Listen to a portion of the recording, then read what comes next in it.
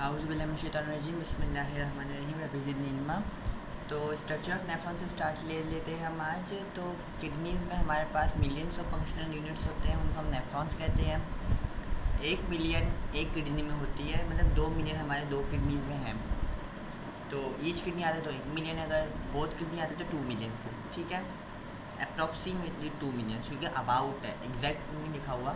यहाँ पे बस 2 टाइप के होते हैं, जक्स्टामेडुलरी और हमारे पास कॉर्टिकल होते हैं। तो हमारे पास कहाँ है हेलो भी, हाँ, तो 2 टाइप के हैं। एक है juxtamedullary nephrons have longer loop of Henle penetrate deep in the medulla, and cortical nephrons with shorter loop of Henle restrict only in cortex region. मतलब जक्स्टामेडुलरी मेडुलरी से मतलब मेडुला तक जाएगा और कॉर्टिकल और कॉर्टेक्स तक जाएगा, ठीक है। तो जक्स्टामेडुलरी जब हम फास्टिंग कंडीशन में होते हैं तब वो एक्टिवेट होते हैं और वो ज़्यादा काम नहीं करते। नॉर्मल कंडीशंस में कॉर्टिकल काम कर रहे होते हैं। लेकिन बहुत सारे एनिमल्स होते हैं, आपने पहले ही वो पढ़ा हुआ है, कैंगरू रैट है और हमारे पास कैमल्स हैं। तो इनको जक्स्टामेडुलरी की ज़रूरत पड़ती है क्योंकि उनको पानी रिटेन करना पड़ता है। तो इसीलिए उस वक्त और इनको फास्टिंग में बहुत जाना होता है। फास्टिंग मतलब उनको ड्राइनेस कंडीशन में बहुत रहना पड़ता है, तो इसलिए उनके जक्स्टामेडुलरी चल रहे होते हैं। तो हम यहाँ पे जक्स्टामेडुलरी नेफ्रॉन कंसिस्ट करता है रीनल कॉर्पुसल से और एक रीनल ट्यूब्यूल से। अब हम यहाँ पे आ जाते हैं। रीनल आर्टरी है और रीनल वेन है। यहाँ पे जो आप देख रहे हैं ना, ये चीज़ जो बनी हुई है, इनको कैपिलरीज कहते हैं, इनको एनास्टमोसिस कहते हैं। जो आर्टरी और वेन्स के बीच में बनता है उसको भी हम एनास्टमोसिस कहते हैं और उनको हम कैपिलरीज भी कहते हैं। फॉर एग्जाम्पल एनास्टमोसिस बाकायदगी से कहाँ होता है, अगर ये यहाँ पे इस तरफ हमारे पास आर्टरी है और यहाँ पर हमारे पास आर्टरी है और यहाँ पे बीच में ये बने हुए हमारे पास ये वेब्स बने हुए और 2 को कनेक्ट करें। जैसे फॉर एग्जांपल एनास्टमोसिस होती कहाँ पे है और क्यों ज़रूरी है हमारे पास। फॉर एग्जांपल मैंने यहाँ का ब्लड सप्लाई मैंने कैंची से काट दिया, तो ये बाकी जितनी भी जगह है ना, ये तो ब्लड पहुँचा रहे ना दूसरी तरफ, तो उसको हम एनास्टमोसिस कहते हैं। कैपिलरीज में एनास्टमोसिस होता है। एनास्टमोसिस मतलब 2 स्ट्रक्चर्स को, 2 वेसल्स को ज्वाइन करके रखना। तो एक स्ट्रक्चर हमारे पास आर्टरी है और दूसरा हमारे पास वेन है। और एक दूसरी बात, यहाँ पे वेन लिखा हुआ है और यहाँ पे आर्टरी लिखी हुई है, ये बात सही है। लेकिन ये जो छोटे छोटे बिल्कुल इससे भी जो छोटा निकल रहे हैं ना, ये जो साइड से निकल रहे हैं और इस साइड से अंदर जा रहे हैं, ये आर्टीरियोल है। ये देखिए आप, इसका डायमीटर भी बाहर वाले से छोटा है।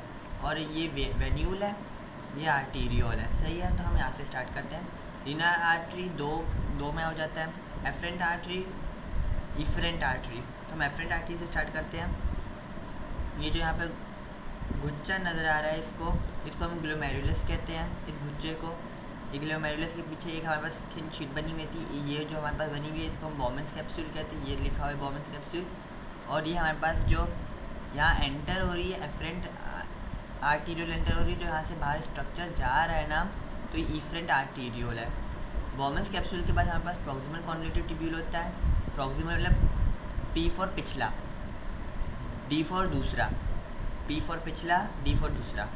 तो पिछला कॉन्वोल्यूटिव ट्यूब्यूल ये ऐसी होती है, मतलब बिल्कुल नहीं हमें दिखाया होता है कि यूँ होती है, बिल्कुल स्ट्रेट लाइन होता है। स्ट्रेट लाइन कभी भी नहीं होती है, हमेशा फोल्डेड स्ट्रक्चर में होता है, क्योंकि मिलियंस एक किडनी के अंदर जगह देनी है। तो फोल्ड कर करके उनका जो सरफेस है उनको छोटा कर देते हैं। जिसके नहीं कंबल को भी फोल्ड करके हम छोटा कर देते, तो इस तरह हमारे पास होते हैं। हमारे पास लूप ऑफ हेनले है, असेंडिंग है, डिसेंडिंग लूप ऑफ हेनले हमारे पास यहाँ से यूँ जा रहा है, ठीक है। फिर हमारे पास डिस्टल कॉन्वोल्यूटिव ट्यूब्यूल है, फिर हमारे पास एक कलेक्टिंग डक्ट है। ये आप देख रहे हैं पेरी ट्यूब्यूलर कैपिलरीज है। तो पेरी मतलब जो बीच में इंट्रा होते हैं ना, उनको हम पेरी भी कहते हैं। तो इंट्रा कहाँ पे है, ये देख रहे हैं कि ये पीछे की तरफ से भी आ रही है, आगे की तरफ से पीछे जा रही है। तो मतलब ये पेरी है, मतलब बीच के अंदर है, मतलब ये सिर्फ आगे की तरफ नहीं है, प्रॉक्सिमल सिर्फ नहीं, और ये डिस्टल नहीं है कैपिलरीज, ये पेरी है, मतलब बीच में है, आगे से भी पीछे जा रहे, पीछे से भी आगे आ रहे। तो हमारे पास descending loop of Henle, ascending loop of Henle, loop of the nephrons. और ये जो हमारे पास ये वाली जो जगह होती है, इसको हम वाजा रेक्टा कहते हैं। ये आप लोग, ये बहुत ही प्यारा सा छोटा सा स्ट्रक्चर है, इसमें इतना कोई वो बड़ी बात नहीं है कि हम इतना हो जाए। जो बॉमेंस कैप्सूल और ग्लोमेरुलर कैप्सूल है, जिसको माल्फिजन बॉडी कहते हैं, हाई वॉल्यूम होता है, प्रेशर होता है, अल्ट्रा फिल्ट्रेशन होती है इस रीजन में, ग्लोमेरुलस में, ठीक है। ग्लोमेरुलर कैपिलरीज हमारे पास, उसके पास पोर्स होते हैं 70 nanometre in diameter. Large molecules को, जिसकी नहीं बोलते ग्लूकोज को अंदर घुसने नहीं देते हैं, लेकिन फिर डायबिटीज़ वाले पेशेंट के ग्लूकोज अंदर घुस जाते हैं। ग्लोमेरुलस के पास स्पेशली पोडोसाइट सेल्स होते हैं, उनका काम क्या होता है, जो कि कोई काम ऐसे नहीं होता है, रैप अराउंड होते हैं अपने ब्लड कैपिलरीज के ऊपर। These have small slits like opening that play an important active role in preventing plasma proteins from entering the urinary ultra filtrate. सही है, वही बात मैंने कही कि ग्लूकोज वगैरह को जाने से ऐसे रोकता है। ये डिस्टल ट्यूब्यूल है, ये हमारे पास वही हमारा ग्लोमेरुलस आ गया। जक्स्टा मेडुलरी से जक्स्टा, ये क्या है, ग्लोमेरुलर सेल्स, ये तो हमें पढ़ाया ही नहीं था बेचारों ने कभी। तो बस यहाँ पे नॉर्मल सी डायग्राम दी हुई है छोटी सी, इसको देख लीजिएगा। This diagram is not important, ठीक है। हम यहाँ पे आ जाते हैं। Bowman's capsule further extended and form renal tubule which becomes highly coiled. This coiled region is called proximal coronary tubule. Coiled है, मैंने बोला सीधे सीधा में दिखाया हो जाता है, वो उतना सीधा नहीं होता है। मोस्ट ऑफ द एसेंशियल, तो इसका मतलब ये है कि ये स्ट्रेट नहीं होते, कॉइल होते हैं, इसका एमसीक्यू बन सकता है। Most of the essential compounds like glucose, amino acid, electrolytes and water is reabsorbed. Glucose reabsorb नहीं हो पाते, इसलिए फिर ग्लूकोज के पेशेंट्स के अंदर ये रह जाता है। The PCT runs down towards the renal pyramids of medulla to become descending limb of loop of Henle। सही है। फिर हमारे पास the tubule that returns back, उसको हम डिस्टल कॉर्नेटेड असेंडिंग लिम्ब कहते हैं। और फिर हमारे पास वापस एक कॉइल आ जाता है, उसको हम डिस्टल कॉर्नेटेड ट्यूब्यूल कहते हैं। सेवरल डिस्टल कॉर्नेटेड ट्यूब्यूल ज्वाइन होते हैं एक जगह पे, जिसको हम कॉमन कलेक्टिंग डक्ट कहते हैं, ठीक है। फिर हमारे पास रीनल पेल्विस में जाता है, रीनल पेल्विस से फिर सो कॉल्ड हिलम, हिलम से फिर ये यूरेटर में घुस के चले जाते हैं। ब्लड सप्लाई ऑफ नेफ्रॉन, हमारे पास ब्लड सप्लाई वही मैंने आपको बताई कि एक एफरेंट आर्टीरियल होता है, एक इफरेंट आर्टीरियल होता है, और दूसरा ब्लड सप्लाई फिर इफरेंट आर्टीरियल जाके फिर एनास्टमोसिस कर देता है रीनल वेन्स के साथ, ठीक है। यहाँ से हम वापस पढ़ेंगे। The efferent arterial extend down and forming a network of capillaries called peritubular capillaries. वही बात मैंने कही, that surround both the PCT and DCT. It provides nutrients and oxygen to the renal cortex. वही बात मैंने बताई है। फिर this complex network capillaries over the loop of Henle called vasa recta. After passing through the vasa recta, blood flow through peritubular capillary system and enters into the renal vein to join venous circulation and leave the kidney. मतलब inferior vena cava के अंदर फिर इसकी supply चली जाती है। ये जितना सारा लिखा हुआ है प्लीज़ मत कीजिएगा, ये नहीं आता है।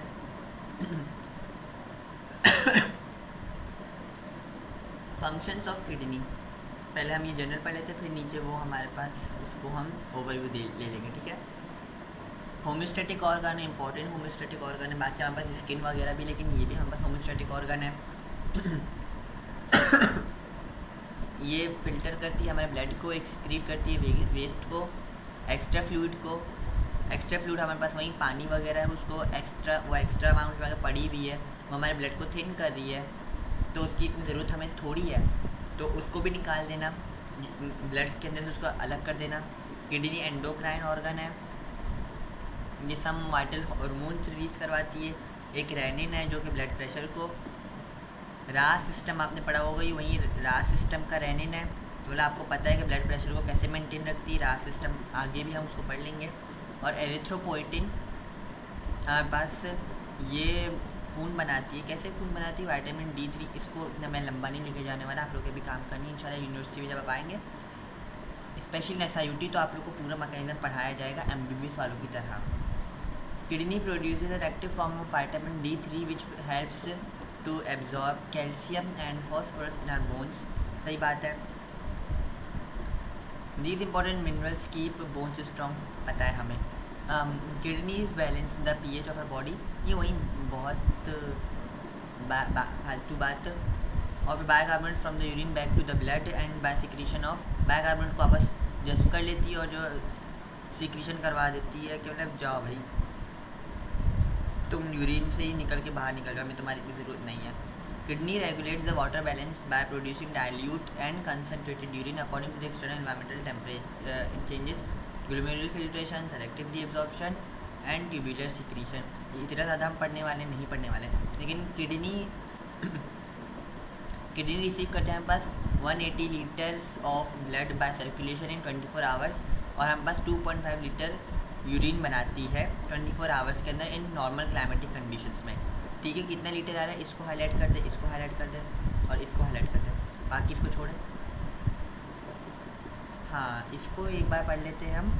Water about 67% sodium, potassium, variable quantities of chloride about 50%, 100%, glucose को तो 100% ही कर देता है। डायबिटीज़ के अंदर फिर ग्लूकोज नहीं वो पता, फिर उससे यूरिन के साथ निकलता है, तो इसलिए उनका यूरिन टेस्ट कराते हैं और उनका ब्लड के अंदर का भी टेस्ट कराते हैं। फिर उसके अंदर होगा 180 आर रेशो, 180 या 180 से कम नॉर्मल इंसानों का होता है, मतलब मेरा है या आपका है। अगर यहाँ पे हमारी पूरी क्लास में किसी को डायबिटीज़ है, अल्लाह आपको सेहत दे, तो डायबिटिक पेशेंट्स के अंदर 180 से अबव चला जाता है, 250 तक भी चला जाता है तो नॉर्मल है। मेरी कज़न है, उसका 1000 तक जाता है, प्लीज़ उसके लिए दुआ कीजिए। छोटी बच्ची है, वो नहीं परहेज़ कर पाती कि मुझे शुगर वगैरह नहीं खाना चाहिए, वो बेचारी खा लेती है। उसका नाम भी नबीहा नूर है, आप तो प्लीज़ उसके लिए दुआ कीजिएगा। Sodium drags than other negatively charge ion due to opposite charge interaction, hormone aldosterone facilitate the sodium and ADH facilitate the water reabsorption. सही है, ADH हमारे पास वाटर रीएब्जॉर्प्शन को फैसिलिटेट करता है और एल्डोस्टेरोन हमारे पास सोडियम को फैसिलिटेट करवाता है कि सोडियम को या तो निकालना है या तो रीअब्जॉर्ब करना है। ये मैं इधर इतना नहीं पढ़ा रहा हूँ क्योंकि इसको यहाँ से पढ़ लेते हैं, ठीक है, क्योंकि हमें ये जो बाकी जो मैं छुड़वा रहा हूँ तो उसको हम यहाँ से समझेंगे, ठीक है, इसलिए कह रहा हूँ।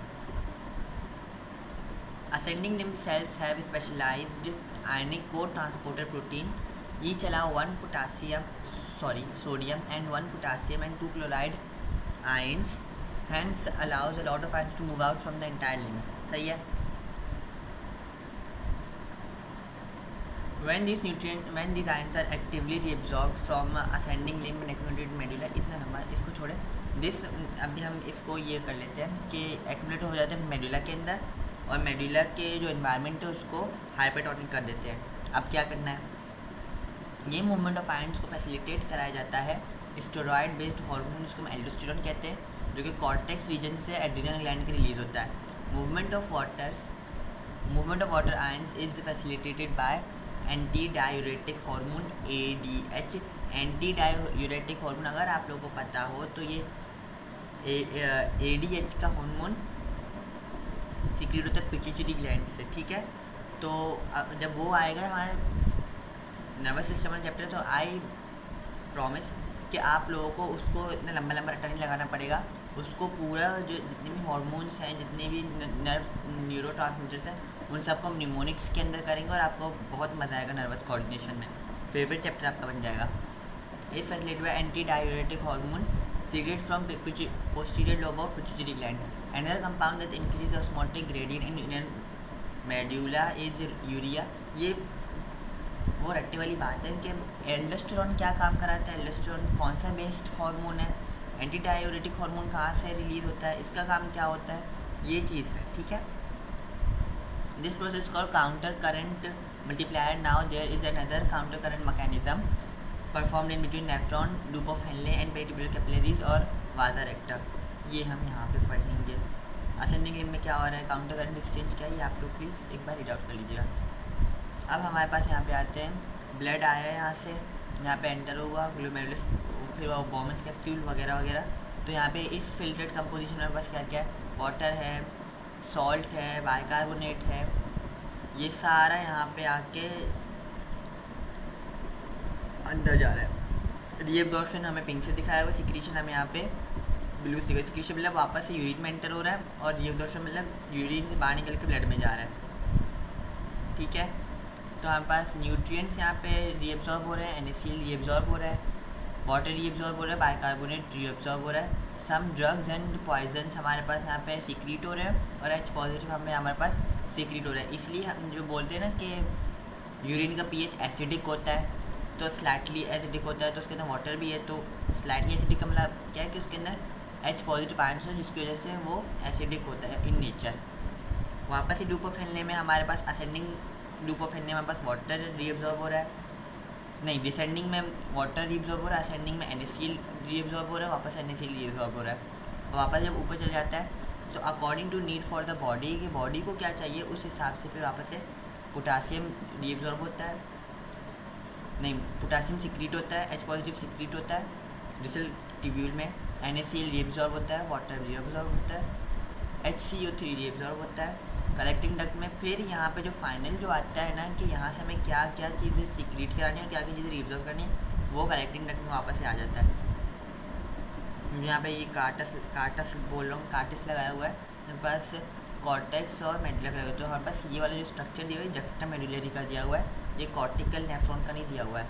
फिर हमारे पास यहाँ से ये चीज़ें रीअब्जॉर्ब हो जाती हैं, यूरिया रीअब्जॉर्ब हो रही है। ये बात देखिए हमने थोड़ा वो हुआ कि हमने पहले ही वो करे थे कि यूरिया को हमें बॉडी से निकालना है, यूरिन टू रीनल पेल्विस, ठीक है, क्योंकि हमने ऊपर जब हम टेरिस्ट्रियल भी पढ़ रहे थे, हमने यूरियोटेलिक जब भी पढ़ रहे थे, तो उसके अंदर जो एक्सक्रीट करवाते हैं यूरिया, तो उनको हम यूरियोटेलिक एनिमल्स कहते हैं। तो यहाँ पे यूरिया रीअब्जॉर्ब क्यों हो रहा है, सोचने की बात है। अब यहाँ बस डिजीज़ आ गई जो कि हमारा मेन टारगेट है। आई होप कि यहाँ पे बहुत सारे लोग डायलिसिस में जाएंगे तो उनको अच्छे से पता चाहिए, जो लोग OT में भी जाएंगे, OT और डायलिसिस ना, क्योंकि OT जो है SIUT में जो OT वाले होते हैं उनका main target neurology and nephrology होता है। उसी तरह से डायलिसिस टेक्नोलॉजी का काम भी यही होता है। हमारे पास इसका तो रोबोटिक ऑपरेशन होता है SIUT में, रोबोटिक सर्जिकल टेक्नोलॉजिस्ट उसको परफॉर्म करवाते हैं, मिलके परफॉर्म करवाते हैं, सिर्फ असिस्ट नहीं परफॉर्म भी करवाते हैं। येलो पी को साइलेंट कर दिया है, येलो नेफ्राइटिस ये इक्वलाई से होता है। If bacteria reaches in the kidneys and brings nausea, vomiting, back pain, high fever with cold, ठीक है। यूथराइटिस, इकोलाई, क्लेमेडिया, निजेरिया, गोनोरिया। तो सबसे खतरनाक वाला अगर इन तीनों में से अगर आपको कोई लगता है तो मेरे ख्याल से वो ये होना चाहिए क्लेमाइडिया। वैसे तीनों ही खतरनाक है, इनमें से कोई भी अच्छी चीज़ नहीं, लेकिन इसका वो है कि ये कुछ ज़्यादा ही अजीब है। फीलिंग द फ्रीक्वेंट और urgent need to urinate, difficulty starting urination, pain during sex, discharge from the urethral opening, और सही है। और हमारे पास सिस्टाइटिस है, ये इकोलाई की वजह से होता है। A strong urge to urinate, pain और burning feeling while urinating, passing frequent small amounts of urine, blood in the urine, passing cloudy or strong smelling frequent urine, metallic smell आना शुरू हो जाती है, pelvic discomfort, और हमारे पास या तो पस की बदबू आती है या तो मेटेलिक बदबू आती है, ठीक है। अगर किसी को ऐसा महसूस होता है तो प्लीज़ स्टैटिस के लिए जाए। इसका भी रोबोटिक ऑपरेशन होता है SIUT में। A feeling of pressure in the area below the belly, below your belly button, abdomen, low grade fever। Kidney stones हमारे पास हाइपर कैल्सियूरिया होता है, हाइपर ऑक्सिलयूरिया होता है। ऑक्सिलयूरिया ऑक्जेलिक एसिड की वजह से और ऑक्जेलेट की वजह से और हाई लेवल की, और यहाँ पास कैल्शियम के नहीं बोलते, कैल्शियम लेनी चाहिए हड्डियों के लिए अच्छी, लेकिन ज़्यादा क्वांटिटी में लेंगे फिर मसले आ जाएंगे। टमाटर खाने चाहिए, टमाटर हार्ट के लिए चाहिए, ज़्यादा टमाटर खाएंगे फिर यूरिक एसिड आ जाएगा, फिर यूरिक एसिड आपका ये करा देगा किडनी स्टोन्स। फिर हमारे पास क्रिस्टल जो प्रोग्रेसिवली ग्रो हो जाते हैं और become detectable stones in a month और ईयर। सबसे खतरनाक वाला दर्द होता है इसमें this presence of stones in the kidney. अल्लाह हमें माफ़ करे, मैं बार बार हमें माफ़ करे क्यों बोल रहा हूँ, क्योंकि मैं पेशेंट्स रोज़ देखता हूँ, मैं देखता हूँ कितना चिल्ला रहे होते हैं। This presence of stones in the kidney is called nephrolithiasis और urolithiasis, and the inflammation in kidneys due to irritation of kidney stones is called lithonephritis, ठीक है। हमारे पास वापस ये आ गया kidney stones hinder the flow of urine नहीं कर पाते हैं हम, cause severe back pain, severe pain in the back. Severe pain in the back मतलब ये जो आपकी जो लास्ट रिब केज है इसके नीचे आप लोग को सडन अगर दर्द महसूस हो रहा है तो it is due to nothing else but kidney पीछे की तरफ से। Calcium oxalate is the most common type of crystals, सबसे कॉमन 80% इसी की वजह से होता है। और फिर 5 to 10% हमारे पास कैल्शियम फॉस्फेट और यूरिक एसिड की वजह से होता है। तो इसलिए टमाटर का भी अगर किसी को शौक है तो वो प्लीज़ टमाटर कम कर दे। जो लोग बोलते हैं फॉलिक एसिड की वजह से होता है किडनी स्टोन, झूठ बोलते, फॉलिक एसिड से कोई किडनी स्टोन नहीं होते हैं। हाँ, टमाटर खाने से, ज़्यादा पालक खाने से, गाय का गोश्त ज़्यादा खाने से, इन चीज़ें को खाने से अगर आप लोग ज़्यादा डेली के ऊपर खाते हैं तो प्लीज़ कम कर दें या बंदी कर दें कि no one knows. Some stones are found by magnesium ammonium phosphate struvite in alkaline urine due to bacterial activity. These stones are about 10% and called struvite or infectious stones. Struvite is nothing else, infectious stones होते हैं। Less than 1% of urine stones हमारे पास amino acid cysteine की वजह से होते हैं। Cysteine is a type of amino acid. Cysteine stones are usually formed in childhood. ये जो लिथोट्रिप्टर यहाँ पे लिखा हुआ है और बना हुआ है SIUT में, डॉक्टर्स ये प्रोसीजर नहीं करते, ये इंडिपेंडेंटली सर्जिकल टेक्नोलॉजिस्ट की प्रोसीजर को करते हैं। ठीक है, मतलब शॉक वेव्स दे के या शॉक वेव थेरेपी दे के ये सारे स्टोन्स को निकलवा देना, या तो ऐसे नेफ्रोस्कोप से भी निकलवा देना। वेल बहुत सारे किस्म के, यहाँ पे तो बहुत कम दिए में, अबाउट आई थिंक 50 अबव 15 को ज़्यादा हो गया, 35 से 40 से तो ज़्यादा ही होते हैं SIUT में रोबोटिक ऑपरेशंस किस्म के, क्योंकि एंडोस्कोपी भी हो रही, लेप्रोस्कोपी भी हो रही, ऐसे ऑपरेशंस भी हो रहे हैं। ब्रेस्ट के भी अभी रोबोटिक आ गए हैं, कार्डियोवास्कुलर के भी रोबोटिक आ गए हैं। Kidneys stones can be treated from outside the body by shock waves. This treatment is called extra corporeal outside the body shock wave lithotripsy. बस लिथोट्रिप्सी याद कर ले, लिथोट्रिप्सी हम आउटसाइड द बॉडी होती है, बंदे को लिटा के बस लिथोट्रिप्सी दो, इस मशीन को हम लिथोट्रिप्टर कहते हैं। बीम शॉक वेव्स आ रही है हमारे पास। और हमारे पास अनदर है, हमारे पास PCNL percutaneous nephrolithotomy. This procedure is used to remove kidney stones that can't pass by their own. This is made by under the general anaesthesia, मतलब पूरी बॉडी पैरालाइज है। In which person will be asleep होगा, age के साथ जुड़ जाएगा। During this procedure one catheter is placed into the bladder to drain, उसको हम फॉलिक कैथेटराइजेशन कहते हैं। ये भी हमारे पास OT वाले लगाते हैं कि यूरिन को ड्रेन करके बाहर निकालना है of the body. Then another catheter is inserted into the ureter. तो फिर उसके साथ एक कैमरा होता है, तो कैमरा के साथ हम देखते हैं कि कहाँ पे है। फिर हम उस कैमरा तो हमारे पास वहाँ पे पड़ा हुआ है, तो पीछे से वापस एक लेज़र बीम आती है, तो फिर वो लेज़र बीम ऐसा वो तोड़ देती है, फिर लेज़र बीम हम निकाल देते हैं। फिर वो छोटे छोटे जो पार्टिकल्स हैं वो फिर यूरिन के साथ non invasive surgery, non invasive से मतलब ये है या मिनिमल इन्वेसिव सर्जरी है कि हमने कोई कट वट नहीं लगाया, ऑपरेशन भी हो गया और पेशेंट विदिन 1 वीक घर जा सकता है, और टांगे वांगे का भी उसको कोई दर्द नहीं होगा। Once the stone is detected it is crushed and nephroscope grasper is used to pull out the pieces of stones from the kidney. अगर 2 मेन्यू लार्ज है तो हमारे पास लेप्रोस्कोपिक येलोथोटोमी होती है प्रोसीजर, जिसके अंदर से हम किडनी को कट करके ओपन करके रिमूव कर देते हैं स्टोन्स को फिजिकली। किडनी फेलियर एक्यूट हमारे पास किडनी फेलियर होता है और क्रोनिक किडनी डिजीज होती है। देख डिस्कट में कितना मज़ा आता है ना हमें, मुझे तो बड़ा मज़ा आता है। अब मुझे आप लोग का नहीं पता हमें कौन सा एनाटमी फिजियोलॉजिस्ट वाला बनना है, हमें तो अलाइड हेल्थ वर्कर बनना है ना, तो हमें डिजीज से काम करना है। हमें कौन सा ब्लड की फिजियोलॉजी पढ़नी है, कौन क्या कर रहा है, नॉर्मल कंडीशन से हमें क्या ताल्लुक है। एक्यूट है हमारे पास सडनली लॉस, एक होता है क्रोनिक आहिस्ता आहिस्ता, एक होता है एक्यूट झटके से होना। बेहतर कौन है? मेरे ख्याल से जो क्रोनिक है वो बेहतर है, कि आपको आहिस्ता आहिस्ता डिटेक्ट तो होगा कि अब अच्छा मैं फर्स्ट स्टेज में तो मैं करवा दूँ। एक चीज़ आपको एक्यूट हो गई है, अचानक से इतनी तेज़ बुखार आ गया, परेशान है, कल तक तो मैं ठीक थी, अब क्या हो गया। एक होता है क्रोनिक, आपको अभी शुरू में खांसी आई, छींकी आई, आपका नाक खराब हो, अब बोले हाँ अब मैं बीमार होने वाली हूँ तो मुझे कुछ करना पड़ेगा। तो I think chronic is better, तो आप इलाज भी करा सकते हैं। लेकिन एक्यूट में फिर आपको वो नहीं, heart attack is acute, stroke is acute, hypertension is chronic. Hypertension आपको पता चल रहा होता है कि मुझे हाइपरटेंशन की बीमारी है, हाई ब्लड प्रेशर है, तो मुझे ऐसी बीमारियाँ आगे हो सकती हैं, तो मुझे एहतियात करना शुरू कर देना चाहिए। Acute kidney failure is concern with the suddenly loss of filtering abilities of the kidneys. जब आपको पता है ये इतना ख़तरनाक ऐसा क्यों है एक्यूट किडनी फेलियर, जब तक आखिरी नेफ्रॉन भी आपकी किडनी का काम कर रहा है ना, मिलियन है ना, 1 मिलियन है, 1 मिलियन में से सब खत्म हो गया, सिर्फ एक नेफ्रॉन आखिरी बचा हुआ, वो भी अगर फिल्टरेशन कर रहा है ना तब भी आपकी बॉडी आपको सिग्नलिंग देगी कि आपका काम ख़राब होने वाला है। जब वो लास्ट बंद हो जाती है तब किडनी फेलियर, जब एक्यूट हो जाती है तो मतलब फिर सब कुछ भी ख़राब हो जाता है, फिर कोई बचने का चांस नहीं है। या तो उसको अगर दो में तो एक को निकाल दो, अगर दोनों ख़राब है तो दोनों ही ख़राब होंगी ना ऑफकोर्स, तो दोनों ही जब ख़राब हो जाएंगी तो फिर या तो एक डलवा दो या तो बंदा गया, थर्ड जिंदगी भी डायलिसिस पे है। वैसे आई थिंक डायलिसिस से ना ट्रांसप्लांट बेटर है। वैसे ट्रांसप्लांट रिजेक्शन बहुत ज़्यादा होता है, लेकिन SIUT भी कामयाब है, ट्रांसप्लांट रिजेक्शन को रोकने के लिए आगा खान भी कामयाब है, डाओ भी मैंने सुना कामयाब चल रहा है। तो वैसे डाओ से तो मुझे नफरत होगी, डाओ की तो मैं बात ही नहीं करूँगा।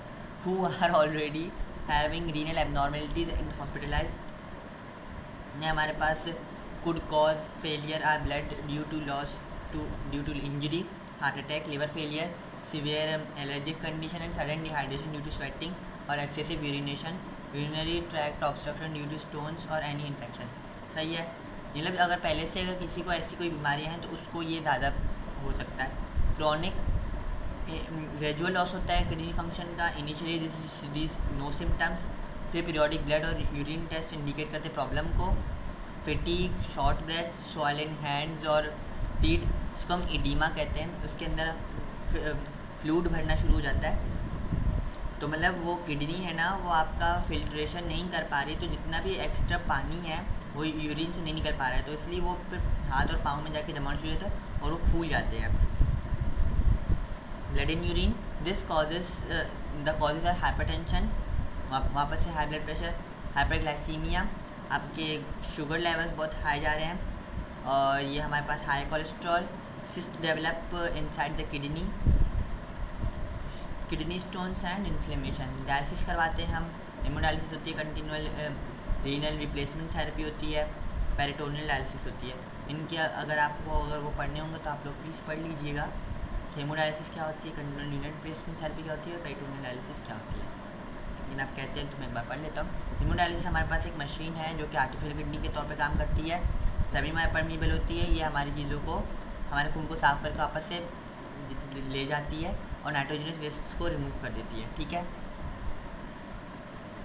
सॉरी, फ्लूइड सारे चीज़ों को वो कर देती है, लेकिन except it lacks nitrogenous waste. सही है, और हमारे पास यहाँ पे ये सर्जन लिखा हुआ है ना, ये सर्जन का वर्ड, अगर आप SIUT के शौकीन हैं और आप SIUT इंशाल्लाह आई होप कि तब चले जाएँ तो इसको काट दें, यहाँ पे OT टेक्नोलॉजिस्ट लिख दें, क्योंकि हमारे जो SIUT है वहाँ पे सर्जन्स AV फिस्टुला लगाते हैं, OT टेक्नोलॉजिस्ट फिस्टुला लगाते हैं।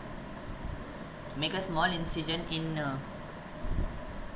incision to connect artery with a vein by a graft, example a small plastic tube that connect both artery and vein called a fistula या AV fistula, इसको हम AV fistula कहते हैं।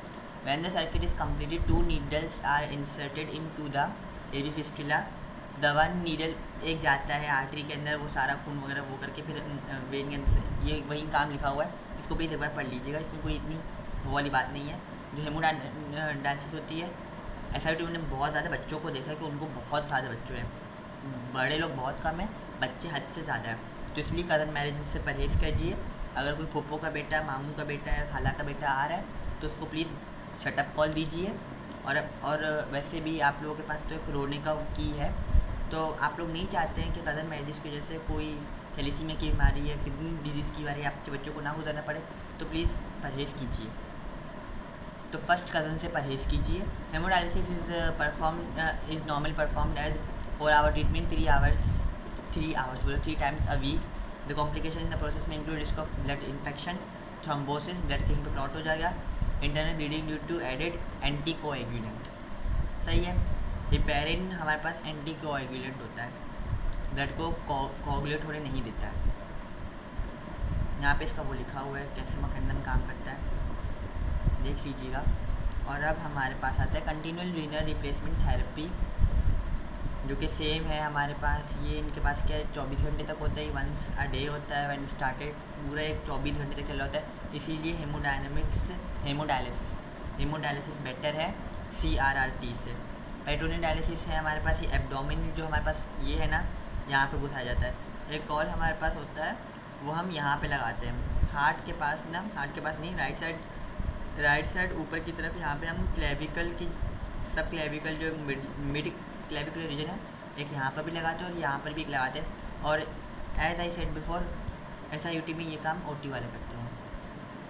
वैसे ही काम surgeon का होता है, लेकिन इन SIUT आपको इतना अच्छा पढ़ाते हैं कि आप सर्जन वाला काम कर सकते हैं। किडनी ट्रांसप्लांट है हमारे पास। जब किडनी अपनी 90% ऑफ द फंक्शन को लूज़ कर दे तो फिर ब्लड शुगर हाई हो जाए, अनकंट्रोल्ड वो हो जाए, किडनी स्टोन्स या पॉलीसिस्टिक किडनी डिजीज़ हो जाए, फिर डिजीज़ है, फिर हमने यहाँ पे ट्रांसप्लांट किडनी को यहाँ पे लगा दिया। ठीक है, प्रिंसिपल्स यहाँ पे हैं, ये बस एक बार रीड करने वाली चीज़ें, इनको प्लीज़ एक बार रीड कर लीजिएगा। आप लोग का चैप्टर यहाँ पे ख़त्म हो जाएगा ना, मतलब यहाँ तक आप लोग प्लीज़ रीड कर लीजिएगा। लेकिन और यहाँ पे कॉम्प्लिकेशन ही पढ़ लीजिएगा एक बार। और ट्रांसप्लांट वाले लिव बेटर करते हैं, लॉन्गर करते हैं, जो कि डायलिसिस में वही बात है कि आपको कोई गोटा देने वाला भी तो इसलिए बोलते हैं अच्छे से सबके साथ, भाई बहन अम्मी अबू हर के साथ बहुत तमीज़ से पेश आया कीजिए।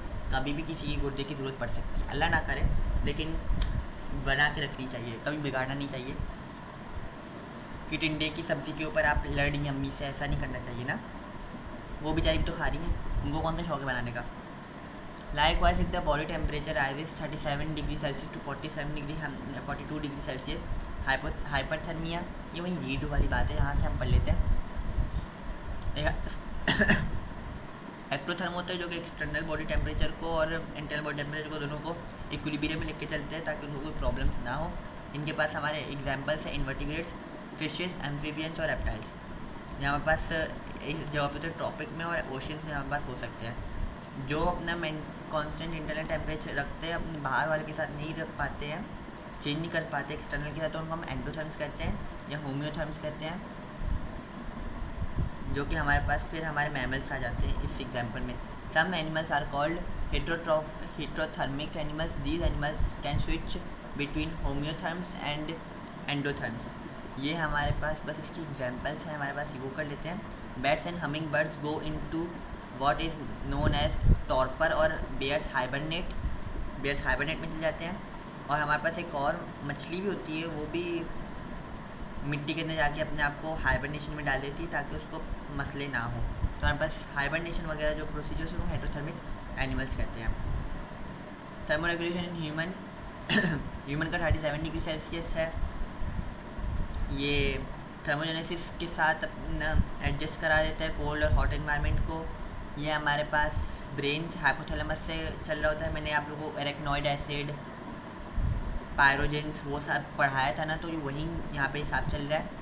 Hypothalamus detect changes of the body temperature by receptors located in different parts of the body and respond accordingly. अगर आप लोगों ने वो चैप्टर पढ़ लिया इम्यूनोलॉजी वाला, रीड मैंने आपको कहा था कि आप कर लीजिएगा, या तो स्लाइड्स ही मैंने जो दी थी वो भी आप लोगों ने पढ़ी हुई, तो आप लोग को हाइपोथैलेमस का काम पता होगा। फॉर एग्जाम्पल, और नर्वस कोऑर्डिनेशन में वैसे वापस पढ़ने वाला हाइपोथैलेमस को, और वापस हमारे पास रिप्रोडक्शन में भी आएगा वो। तो hypothalamus is very very very important for everything. अभी जो मैं बात भी कर रहा हूँ, जहाँ हाइपोथैलेमस लगा हुआ है और सेरिब्रम और सेरिबेलम भी बेचारे लगे हुए हैं, और सेंसरी कॉर्टेक्स भी लगा हुआ है, मोटर कॉर्टेक्स भी लगा हुआ है। खैर अभी छोड़ इतना डीप नहीं जाना है नर्वस में। For example the surrounding becomes hot और the person do strenuous physical activity, heat produce होती है बॉडी में, टेम्परेचर रेज होता है, फिर उसको हम हाइपरथर्मिया कहते हैं। तो इसको कैसे करेंगे हम? वासोडाइलेशन करवा देंगे, थिनिंग ऑफ ब्लड हो जाएगी, एवापोरेटिंग स्वेट्स आ जाते हैं, स्किन ऊपर की तरफ आ जाती, स्किन के अंदर कोई जो ब्लड सप्लाई है वो ऊपर की तरफ आ जाता है, और वहाँ से फिर स्वेट ग्लैंड्स एक्टिव हो जाते हैं, सीबम एक्टिव हो जाता है, और हमारे पास वासोडाइलेशन होती है। वो हमारे पास जो वेसल्स हैं वो खुलना शुरू हो जाते हैं, डायलेशन होना शुरू हो जाते हैं। और human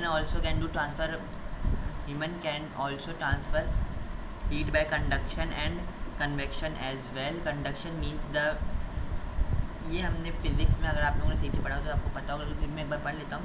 conduction means heat transfer from through some physical interaction. For example thickly heat powder, और अभी मैंने नीचे आग जला दी, ऊपर मेरा पतीला पड़ा हुआ है, तो हमारे पास कंडक्शन है, सही है। और कन्वेक्शन हमारे पास ये है कि means transfer of body heat by movement of air और water molecules across the skin, सही है। अभी मैंने तो पतीले के नीचे आग जलाई ना, तो पानी क्यों उबल रहा है, तो वो कन्वेक्शन है, ठीक है। फिर हमारे पास बिल्कुल नॉर्मल लेमैन टर्म में अगर मैंने वो बात कर ली थी, तो हाइपोथर्मिया में हमारे पास बॉडी टेम्परेचर जब कम होना शुरू, तो उसको हम हाइपोथर्मिया कहते हैं। वहाँ से कंस्ट्रिक्शन हो जाती है, इंसुलेटिंग लेयर मोटी हो जाती है। नहीं, कुछ लोग बोलते हैं हम सर्दियों में मोटे हो जाते हैं, तो फैटी लेयर मोटी हो जाती है और बाल नीचे की तरफ हो जाते हैं, उसमें ऊपर की तरफ हो जाते हैं, नीचे की तरफ हो जाते हैं, स्वेट ग्लैंड्स बंद हो जाते हैं और डाइल्यूट यूरिन बहुत ज़्यादा वो हो जाता है। और यहाँ पे एक वो लिखा हुआ है, द वासो constriction caused by hypothermia induces renal dysfunction and cold diuresis due to the decreased level of ADH. These decreased level of antidiuretic hormone result in dilute urine. सही, हमारा चैप्टर यहाँ पे माशाल्लाह से ख़त्म हो चुका है। अगर आपको उस चैप्टर से कोई क्वेश्चन है तो काइंडली क्वेश्चन पूछ लें, अगर आपको कोई क्वेश्चन नहीं डिस्कस कर लेते हैं तो ठीक है। इतना ज़्यादा एमसीक्यूज़ तो ये वैसे थे भी नहीं। नंबर 1 है हमारे पास जो बैक्टीरिया रेंज होता है वो साइज़ कितने से कितना